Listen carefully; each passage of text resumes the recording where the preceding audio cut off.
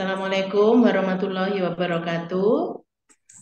Selamat Waalaikumsalam. siang kepada sahabat mata semua. Semoga sehat semua ya.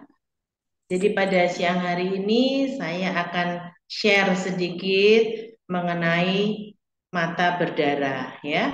Jadi kalau dilihat jadi judulnya kelihatannya ngeri ya, karena mata berdarah itu memang jenisnya bermacam-macam, sangat beragam ya. Biasanya kalau kita melihat memang mata itu mengucurkan darah, jadi seseorang pasien gitu, kemudian matanya berdarah, kita lihat ada cairan darah yang keluar, yang sering ini terkait dengan ruda paksa mata atau trauma mata. Misalnya kecelakaan lalu lintas, kemudian kena kawat, mungkin kena pancing ya atau penyebab-penyebab lain. Kalau memang ada perdarahan yang kita lihat secara kasat mata, ada cairan darah yang keluar, kita harus waspada bahwa itu memang ada robekan pada struktur mata. Bisa pada kelopak mata, bisa pada selaput lendir mata, atau bagian mata lain yang mengandung pembuluh darah. Tetapi untuk materi perdarahan mata pada siang hari ini mungkin kita lebih fokus pada dua hal pokok ya. Dan ini juga merupakan keluhan yang sering dialami oleh pasien ya yang datang berobat, matanya berdarah tapi tidak seperti perdarahan yang kelihatan keluar cairan dari mata ya. Jadi pada siang hari ini saya akan membahas, kita fokuskan kedua jenis keluhan. Yang pertama adalah perdarahan subkonjungtiva. Mungkin kalau untuk istilah awam perdarahan di bawah selaput lendir mata ya. Yang kedua adalah mengenai hifema. Hifema itu juga perdarahan tapi kalau ini letaknya di dalam bola mata. Jadi untuk perdarahan mata yang pertama yang akan saya bahas mengenai perdarahan subkonjungtiva atau di bawah selaput lendir mata. Jadi ini seringkali ya terjadi akibat yang pertama akibat trauma. Misalnya kebentur, misalnya kena tonjok, berantem, atau misalnya trauma mata tumpul ya. Jadi trauma mekanik tumpul, kecelakaan lalu lintas, kebentur misalnya stangnya sepeda motor atau kena aspal ya. Jadi ini yang trauma-trauma yang bisa menyebabkan perdarahan di bawah selaput lendir mata ya. Nah, tapi bisa juga terjadi secara spontan, artinya tidak ada riwayat trauma sebelumnya. Jadi kalau kita lihat ini ilustrasi gambar, perdarahan subkonjungtiva itu biasanya kalau orang Jawa bilang itu kayak darah yang demblok gitu ya. Ini disebut juga sebenarnya sebagai memar mata ya. Kalau kita analogkan, misalnya tangan kita kena pukul ya atau kena bentur, kemudian menjadi biru, itu yang disebut memar atau hematom ya. Nah, itu terjadi karena kulit tangan kita itu warnanya coklat. Sehingga kalau ada perdarahan nampaknya akan menjadi biru karena backgroundnya coklat atau coklat tua lah ya, sawo matang kalau kulit Indonesia, orang Indonesia. Nah, tetapi kalau ini terjadi pada bola mata, yaitu pada selaput lendir mata, karena backgroundnya warna putih, jadi perdarahan itu kelihatan seperti merah, ya. Dan biasanya ini memang seringkali localized itu jadinya artinya tidak menyeluruh ke seluruh bola mata. Ini yang terjadinya pada putih-putihnya mata atau sklera mata, ya. Nah, sklera mata ini yang sklera mata ya kalau secara ilustrasi ini sklera mata ini yang putih-putih yang mengelilingi kornea atau selaput bening mata. Nah, kalau ada demblok atau apa ya namanya bercak merah di situ, nah itu yang sering terjadi yang disebut subconjunctiva bleeding atau perdarahan subkonjungtiva. Demikian juga pada gambar ini akan nampak ya karena backgroundnya putih, jadi warna merah ini mengerikan seolah-olah. Banyak orang datang karena dia takut. Kita tuh hampir tiap hari itu kan ngaca, ya. Kita misalnya dandan atau kita pakai hijab atau apapun kita kita mau pergi, kita kan mesti ngaca ya. Jadi wajah kita akan kelihatan dan kalau ada bercak perdarahan ini sangat kelihatan karena backgroundnya putih, kemudian ada perdarahan, jadi warnanya akan nampak dominan menjadi merah yang tua atau merah keunguan. Tapi ini terlokalisir aja di bagian putih mata atau yang disebut sklera. Jadi sklera ini di atasnya ditutupi oleh selaput lendir mata. Nah, perdarahan ini terjadi di bawah selaput lendir mata yang disebut konjungtiva. Jadi selain tadi saya sebutkan ini bisa terjadi karena trauma, kalau jelas memang ini kebentur, misalnya keculek, atau kena kawat, atau kena sesuatu lah benturan, ini jelas karena trauma. Tapi kadang-kadang, loh dok saya ini nggak kena apa-apa kok tahu-tahu mendadak bangun tidur saya kok jadi ada merah gini di mata saya. Nah, ternyata perdarahan subkonjungtiva ini bisa terjadi secara spontan, ya. Pada kondisi apa ini bisa menyebabkan perdarahan subkonjungtiva yang spontan? Misalnya anak-anak atau orang yang sedang batuk, kalau batuknya keras atau ngekel lah ya kalau orang Jawa bilang itu ya. Nah, ini akan meningkatkan tekanan di dalam tubuh kita sehingga berpotensi pembuluh darah di bawah selaput lendir mata ini bisa pecah, ya. Yang lain misalnya mual muntah, kalau kita misalnya diare, ada muntah-muntah, atau ibu hamil misalnya morning sickness, ada muntah-muntah. Jadi kita akan kalau kita muntah atau mual itu akan menyebabkan tekanan di dalam tubuh kita itu meningkat, ya. Nah, ini juga akan menginduksi atau bisa mencetuskan pecahnya pembuluh darah di bawah selaput lendir mata atau subkonjungtiva. Sembelit misalnya, kita obstipasi, sembelit sehingga kita mengejan pada saat kita buang air besar. Ini juga bisa menjadi penyebab. Atau pada ibu hamil, itu juga bisa terjadi pasca persalinan, matanya dua-duanya merah. Ternyata proses mengejan yang dialami oleh ibu-ibu pada saat melahirkan, ya proses kelahiran ini juga bisa menyebabkan pembuluh darah pecah secara spontan. Jadi walaupun tidak didahului dengan trauma, ini bisa terjadi. Atau seringkali saya enggak batuk dok, saya enggak muntah, saya enggak sembelit, saya enggak ngejen, kok pecah ya dok pembuluh darahnya, kok mesah bisa berdarah. Nah, salah satunya kita biasanya tidur, kita tuh kalau tidur kan enggak tahu kita miring atau kita terlentang.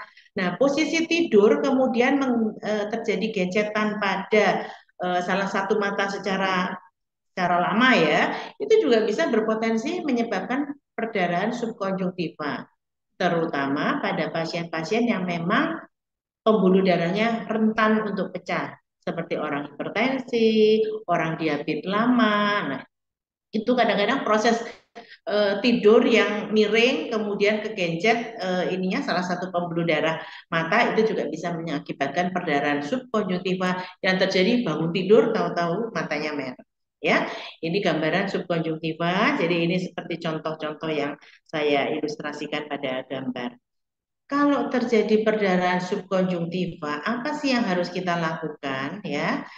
Sebenarnya walaupun mengerikan ya, kalau kita ngaca ini perdarahannya sampai mengerikan warnanya merah gitu ya, beda sama kalau orang yang belean ya, belean itu konjungtivitis ya, itu karena suatu infeksi terjadi pembuluh darah yang melebar. Biasanya warnanya nggak semerah ini, nggak merah tua seperti ini ya. Jadi ini beda sama penyebab yang infeksi.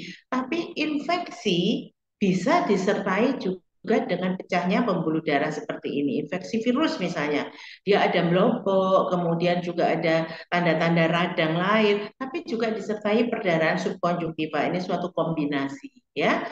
Nah, jadi kalau kita ada perdarahan subkonjungtiva yang tidak disertai infeksi, misalnya karena trauma, karena tadi batuk keras, mengejan, muntah, dan lain-lain ya, sebenarnya kita tidak usah khawatir ya. Ini dapat self-limiting, artinya sebenarnya dapat hilang dengan sendirinya dalam memang waktunya cukup lama nih, 2 sampai 3 minggu. Ya. Nah, yang sering orang karena 2-3 minggu itu waktu yang cukup lama. Jadi kalau tiap hari ngaca, aduh kok merahnya enggak hilang-hilang, biasanya resah nih. Padahal sebenarnya kalau sudah dipastikan kondisi di dalam bola mata baik, ini hanya perdarahan subkonjungtiva saja, ini merupakan kondisi yang sebenarnya aman dan dapat hilang sendiri. Seperti halnya memar di tempat-tempat lain di dalam tubuh kita, itu bisa hilang sendiri. Nah, kompres dingin ini tindakan yang mudah, bisa dilakukan di rumah, pakai es batu, kantong plastik, diisi air es, kasih es batu sedikit, dikompreskan di kelopak mata. Ini juga bisa membantu supaya pembuluh darahnya mengecil sehingga lebih cepat ya, lebih cepat terresorpsi atau terserap lah ya. Nah, kadang-kadang kalau kita ragu-ragu ini perdarahannya kenapa, mungkin kita karena ketakutan, perlu konfirmasi ke dokter akan lebih baik. Jadi kalau sudah diperiksa oleh dokter ternyata memang ini benar-benar perdarahan subkonjungtiva, tidak disertai kelainan lain, biasanya kita lebih ayem nih. Oh iya, tenang, dokter akan memberi informasi ini enggak apa-apa, ini pasti akan hilang sendiri, cuma perlu waktu ya. Ini benar-benar hanya perdarahan subkonjungtiva saja. Oleh dokter, kalau kita berobat, kadang-kadang memang diberikan tambahan obat berupa tetes mata. Obat tetes mata ini namanya vasokonstriktor. Jadi biasanya bisa menyempitkan atau memperkecil diameter pembuluh darah, ya, sehingga resiko apa ya, resiko perdarahannya bisa mengecil, artinya tidak tambah meluas dan diharapkan malah lebih mempercepat penyerapan dari perdarahan subkonjungtiva ini, ya. Oke, itu tentang perdarahan subkonjungtiva. Slide berikut. Nah, yang kedua hifema. Kalau tadi itu perdarahannya hanya di luar, yaitu di bagian putih-putih mata yang mengelilingi kornea, yang disebut juga memar mata. Nah, sekarang yang perlu kita antisipasi perdarahan yang lain yang ada di dalam mata adalah yang disebut hifema. Ya, apa sih hifema ini? Hifema definisinya adalah perdarahan pada bilik mata depan. Nah, ini pada ilustrasi. Ini adalah bola mata kita ya. Ini pupil mata atau orang-orangan mata. Kalau ini tampak depan, ini tampak samping. Nah, jadi kalau perdarahan ini letaknya di dalam bilik mata depan, jadi di dalam bola matanya. Nah, ini yang disebut hifema. Kalau penampakan di depannya seperti ini, loh, biasanya ini jernih, kok sekarang ada merah-merahnya. Nah, ini yang disebut hifema. Ini juga gambarnya ya.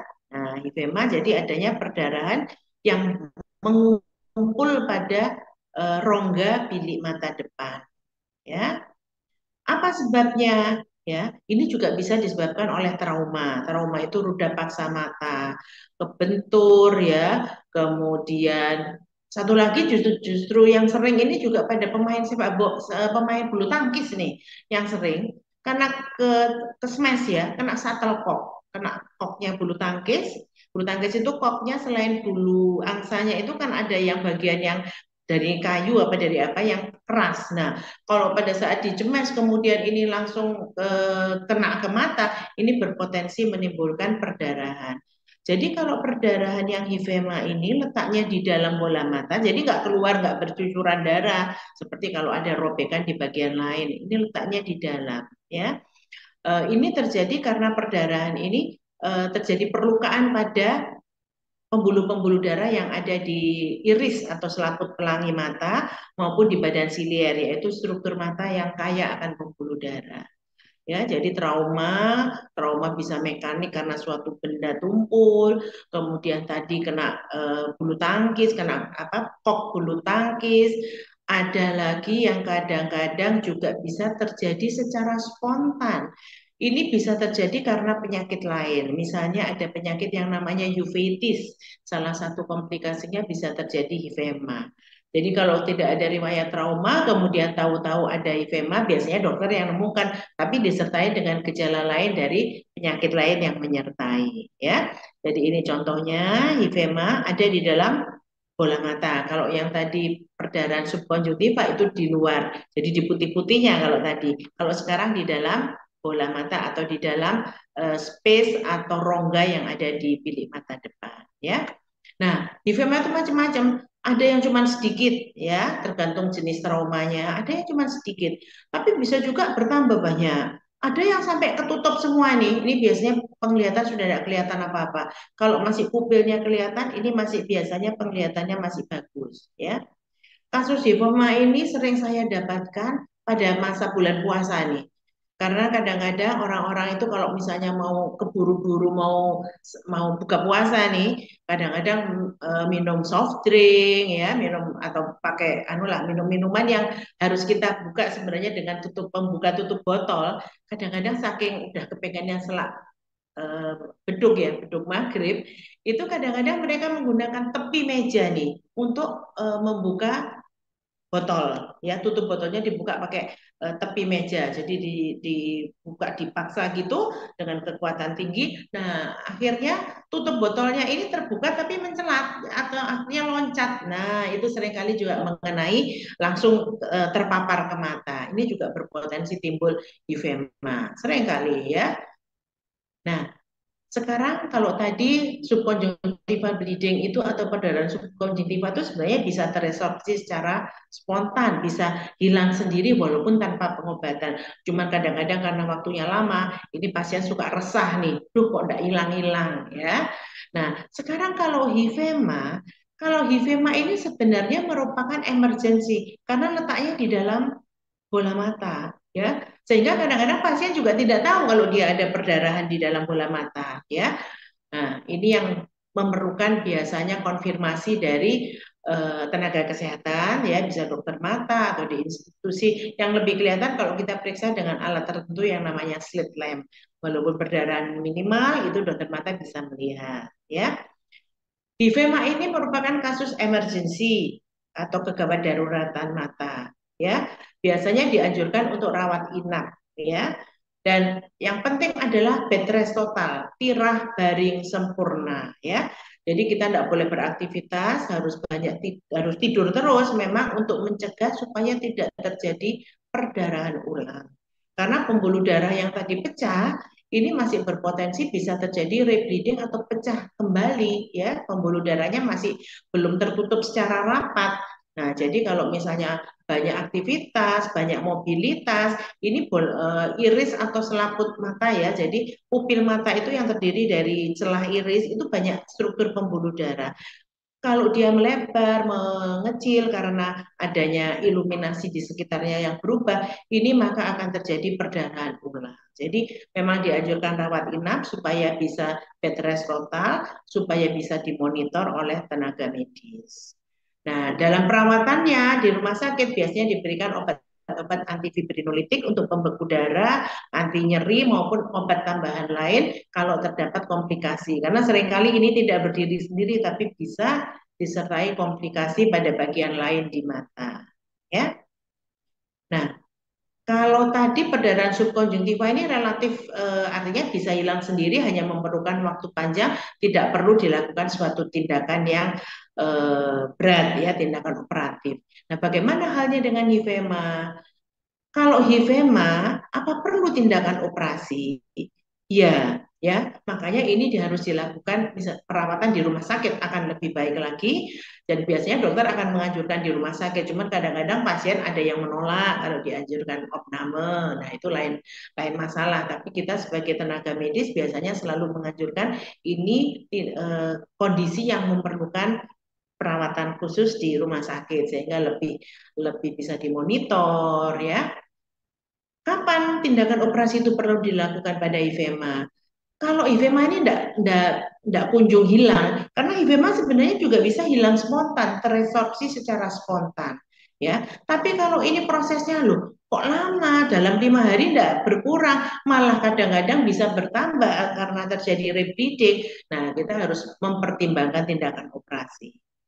Yang kedua, kalau disertai penyulit adanya peningkatan tekanan bola mata. Nah, ini yang ngukur juga memang harus di rumah sakit. Kalau dirawat di rumah memang nggak akan bisa.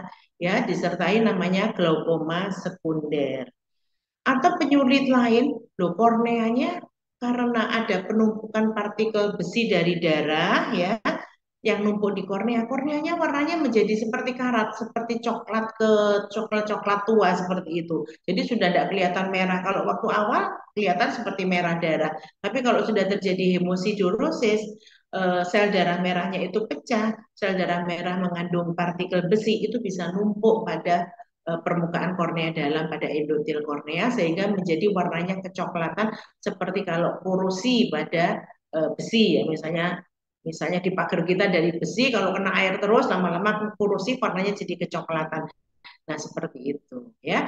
Jadi perlu tindakan operasi pada ifema pada kondisi tertentu kalau ada penyulit. Jadi yang sudah saya jelaskan mengenai perdarahan subkonjungtiva dan ifema. Jadi ini perbedaannya ya. Review kembali aja. Yang ini subkonjungtiva bleeding atau perdarahan subkonjungtiva atau bisa juga disebut memar mata. Ini warnanya merah, bisa localized atau hanya pada bagian-bagian tertentu, tapi pada trauma yang hebat bisa juga seluruhnya menjadi merah. Ini juga bisa menyertai proses infeksi yang terjadi ya. Ini bisa terjadi secara spontan, bisa karena trauma.